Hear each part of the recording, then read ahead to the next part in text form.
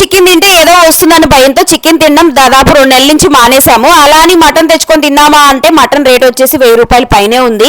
చేపలు తెచ్చుకుందామా అంటే ఆ చేపల్ని ఒలుచుకొని తినాలి, వాటిని కడగాలి, వాష్ చేయాలి. సరే అలానా తెచ్చుకుందామా అంటే అవి వాష్ చేసి ఉడికేసరికి చేపలాగా ఉండట్లేదు. ఎందుకంటే 3 రోజులు చేపలు మంచిగా ఐస్ బాక్స్ లో పెట్టి చాలా తాజాగా అమ్మేస్తున్నారు అనమాట. అలా ఉంది మా ఏరియాలో పరిస్థితి.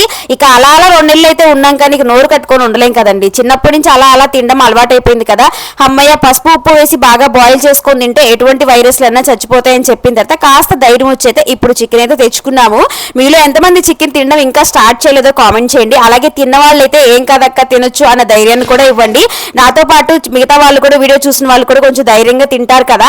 సో ఏది ఏమైనా కావచ్చండి, మనం తీసుకునే చికెన్ అనేది కొంచెం లైవ్ గా అంటే మనకు ఫ్రిడ్జ్ లో పెట్టింది అలా కాకుండా లైవ్ గా ఉన్న కోడిని తీసుకొని మీరు కట్ చేయించుకొని తీసుకోండి. అప్పుడు ఎలాంటి ఇబ్బంది ఉండదు. మనం డైరెక్ట్ గా కోడిని చూస్తాం కదా. ఏమంటారు? వీడియో నచ్చితే లైక్ చేయండి.